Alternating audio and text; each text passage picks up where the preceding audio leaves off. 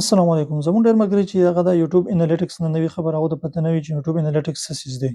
یوټیوب انالیټکس چې دی دا د ټوټل ډیټیل ښيي، څومره ستا ویوز راغلي، په میاشت کې راغلي، په هفته کې راغلي، په 2 ورځو کې څومره راځي، دا ټوټل ډیټیل درته ښيي. دې ته ګوره، دا زما تېر شوي میاشت کې د ریکارډ دی.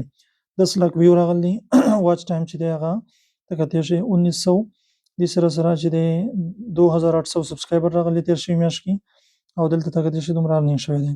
دې سره که زه لږ لاندې راشم دا وګوره ټاپ کنټینټ هم تاسو ته ښيي. دې سره چې ریل ټایم ویو تاته هم ښيي چې تېر شوي 48 غنټو کې ستا څومره ویو راغلي دي. نو په انالیټکس کې تاسو ټوټل ډیټیل کتلی شئ د یوې غنټې هغه تاسو ویو کتلی شئ. تېر شوي غنټه کې ستا څومره ویو راغله، دا ټوټل ډیټیل تاسو ته انالیټکس ښيي. دا د شارټ لپاره هم کتلی شئ، د ویډیوز لپاره هم کتلی شئ.